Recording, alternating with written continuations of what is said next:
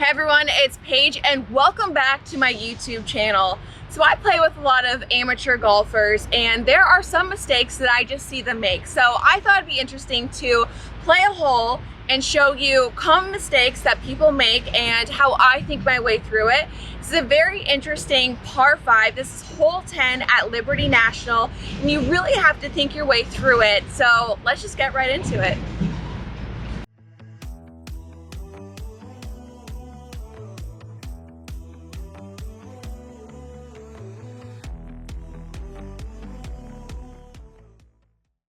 So most amateur golfers will walk up and they go, par 5, I'm grabbing driver. And they do this for almost every single hole. They immediately just grab driver and they don't even look at the hole or what's out there. So let's go look at the hole. This is a par 5, like I said, it is 465 yards, so it's a bit on the shorter side. But I'm gonna use my rangefinder. You can use your rangefinder or a GPS watch, or sometimes they have a yardage book that you can purchase at the golf course. And I'm going to shoot what's out there. Okay, so there's a bunker on the left side that is about 265 for me to get in it, which is kind of right at where my driver is.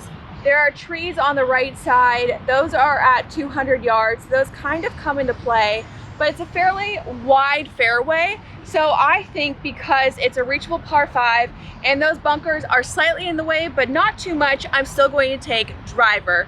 But you want to look at the hole and you want to see what's out there before you make your club decision. Most amateur golfers, then what they do is they get on the tee, they stick it in the ground, take a really fast practice swing, get behind it.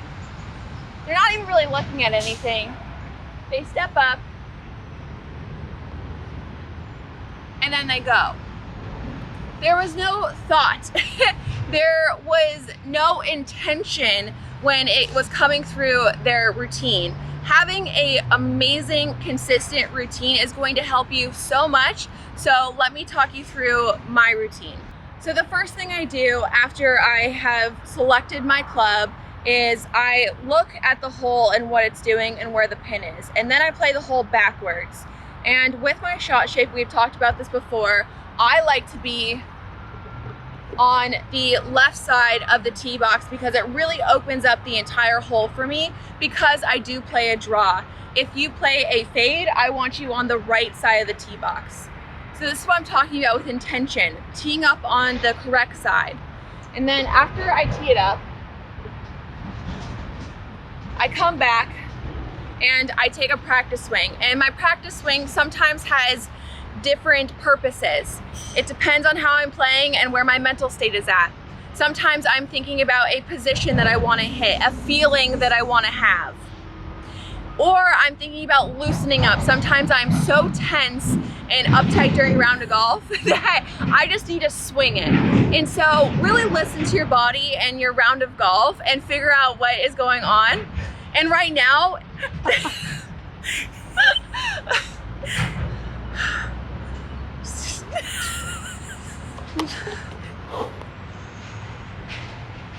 sorry for all the noise, but this is just what happens when you are on a golf course. So like I was talking about is swinging with a purpose and what you're trying to do in your practice swing. Right now, because of all the noise, everything's going on, I need just to loosen up. So what I'm gonna do in my practice swing is just feel the club and swing it hard. Again, have a different intention with every single swing and what you're trying to do.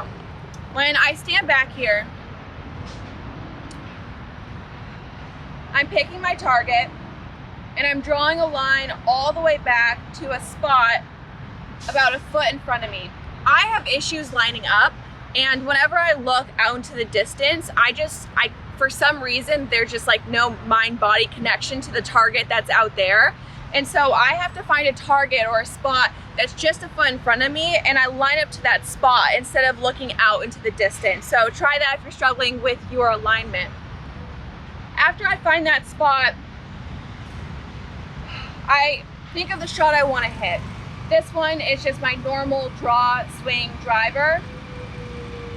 I'm visualizing, I'm breathing, I'm relaxing. and then I walk in with a purpose and I execute. I don't think of anything else but the shot at hand and my target.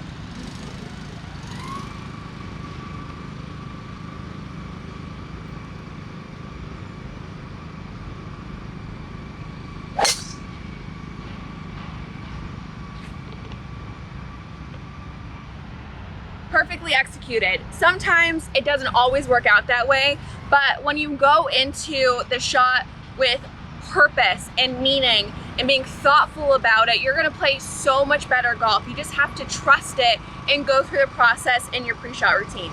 Let's implement what we learned on the tee box. So instead of just getting your yardage and picking a club, we want to be thoughtful about it. So I have 230 into this pin. This is green light for me all day long, but I want you to think about par fives in two separate parts. So when we hit our drive and we have the option to go for it, here's what I want you to think. Can you get your 3-wood or whatever wood to that green? If you can get it there, go for it all day long. The data tells us that you are better the closer to the green that you get. But if it's maybe a weird yardage, so for me, if it's like 250 yards, I don't know if I go for that one or not. So then what I do is I shoot what's up there, the trouble, the places where I don't want to be. So there's a bunker on the right side. That is about 25 yards short of the green, and then one on the left side that's green side, so that would be 250. I don't really want to be in either of those if I'm short, and so I would lay up to a number that feels comfortable to me. I love a 90-yard shot, and it's very personal for whoever it is. You could like a 60-yard shot, an 80-yard shot, a 120-yard shot, and you just need to lay up to a yardage that feels good to you. So for me, a 90-yard shot, then you do the math, because I don't really want to right now, of what I would hit to get it to that point to leave myself 90 yards in. 140. 140. So that would be an 8-iron. When I'm walking up to a certain shot, I always bring a couple clubs with me, because we don't want what happened to me on the last shot. You want to be prepared. So for a shot like this, I will probably hit my 54, but I just bring my 50 just in case. So we're gonna walk up and see what's happening on the green. Let's go. So as I'm walking, I'm assessing, I'm looking. What's the green doing? I like to think about, if you pour water on the green, where is it gonna flow? So I'm looking at that. Oh my gosh! Back to our regular scheduled programming. So we're looking at where the water is going to flow, and I'm looking at where it's going to land, where I want to land it, how far it's going to roll out. On a course like this, it is pristine, always amazing conditions, and the greens are very fast and they're true, which makes it easier to actually see how things are going to react. So there is a slope along here.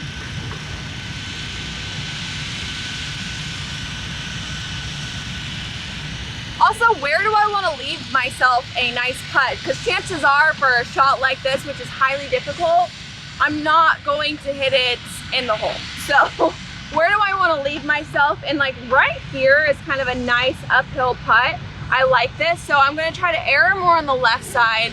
I'm going to hit my 50 degree, so I don't have to hit it as hard. We'll take some of the spin off of it. So I'm looking at landing it right around here, because it does spin a lot out of the bunker. So here is my spot. I like to think of a big hula hoop, or whatever you want to visualize. Like, this is your spot and this is where you want to land it. Most people make the mistake of, they don't walk up, they don't see what the green's doing, and then they land it at the hole. And then if you're playing a course with firmer, fast greens, it rolls forever, and they're like, where did that happen? It's like, well, because you didn't assess where you wanted to hit it and how the green is going to affect it. You want to read your short game shots like putts. Short game shots, read them like putts. Go up and see what the green is doing. And we're taking more time now because I'm walking you through this, but when you get your routine down, you're actually gonna play significantly faster because you're playing with a purpose. You know exactly what you should be doing, and you're going to just hit less shots. Most amateur golfers in the bunker. It's not a great relationship. It's quite toxic. Most amateurs hate being in the bunker, and I understand why. So I'm gonna walk you through how I hit my bunker shot. So the first thing I do is assess what the sand looks like, because that's gonna determine how you hit your shot. Most amateur golfers just go and then hit it and they don't take the time to see what is actually happening. So if the sand, which looks a little bit wet right now because it's early in the morning, so there's going to be a little bit more dew, a little bit more moisture in the air. So wet sand is actually sand that I love to hit off of because it's more of a hard pan, so there's less that can go wrong. Really fluffy sand is hard to hit out of. That's when you dig or hit it thin. So when you get a lie like this is amazing. It's also really nice fine sand, which I prefer and I love. So when I'm digging my feet in, I'm feeling how much sand is in the bunker. And you don't want to be doing this forever. You can feel it. You can feel how far you have to dig to really kind of move the sand to the side. And so I'm really trying to feel how much sand is there in this bunker. Really fluffy sand, you dig, you're gonna sink. Here, it's not so much. So I'm not gonna have to choke down as much as if I would if I were in like a lighter, fluffier sand. The goal is to get it out of the bunker on the first try. It doesn't matter where it is, but we just want it out of the bunker. So how do you do that? So we're going to open the club just slightly. It's a longer bunker shot, so you don't need to lay it on its back. You're going to choke down to have more control. You're going to do a wide stance. Ball will be more center on this shot. Forward if you want to get it higher and spinnier. If you want to get a little bit more distance because it's a longer bunker shot, more in the center of your stance. Weight forward. Keep your weight forward all the way through. You never want to shift your weight back on a bunker shot. You're going to still want to feel like you're throwing your hands through it. This really helps you just get it out and kind of pop it out of the bunker. And commit.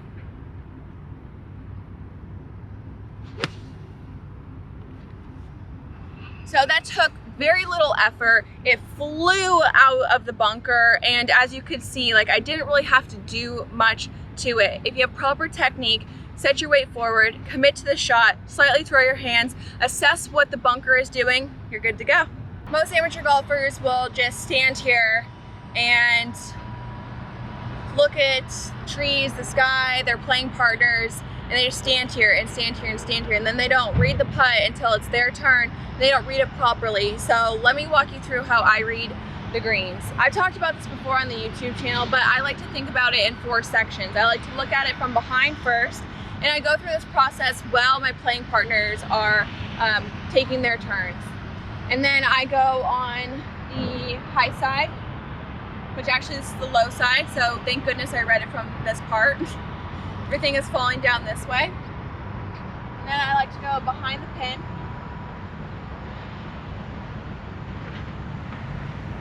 Read it from the back side. Sometimes it looks different from this side than the other side, so it's always important to assess every single angle. And then I like to go on the high side, which we thought was the low, but it's really the high side. And then I walk in halfway through my putt, and I read it from where I think the apex is and how it's gonna look right here. So it's not breaking all that much. I like it about maybe a ball outside. I also want to assess, am I dying it in? Am I hitting it hard? Is it medium speed? That will determine how much break, or if you don't play much break. So if you hit it harder, it's going to take less break. If you hit it softer, it's going to take more of the break. I tend to like to die putts in, so I tend to read them a little bit more than someone who likes to bang them into the back of the cup. So that's personal preference.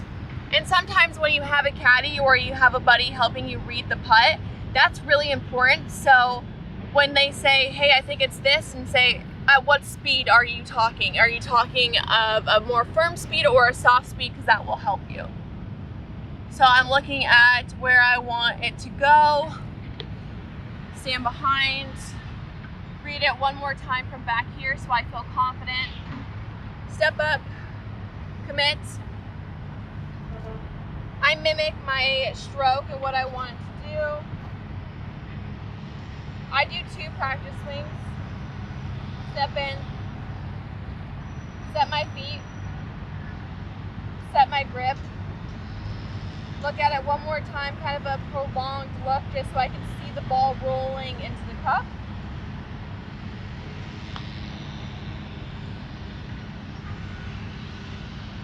And I did everything I wanted to. So this was a perfect putt to miss it. I mean, obviously we all want to make putts, but you want to miss it on the pro side, which is the high side, because that gives you an opportunity to make the putt. If you leave it short or low side, never even had a shot to go in.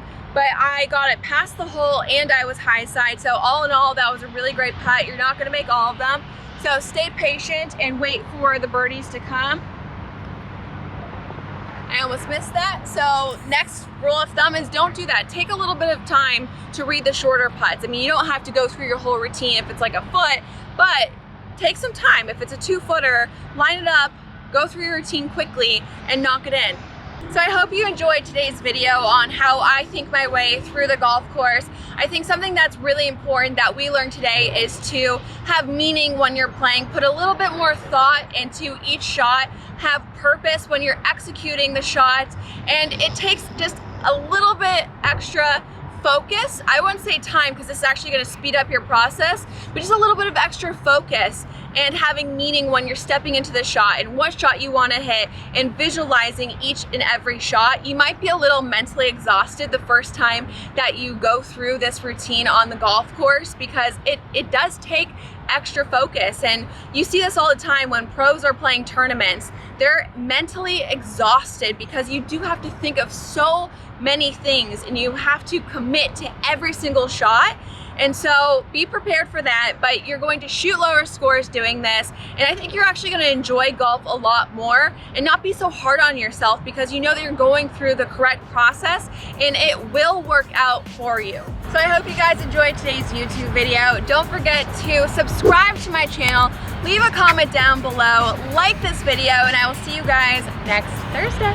Bye. Hey guys, I know that you are loving my YouTube channel, but you haven't seen the best stuff yet. That's over on my subscription site, only Paige, link down below for 3 free videos. Definitely go check it out right now.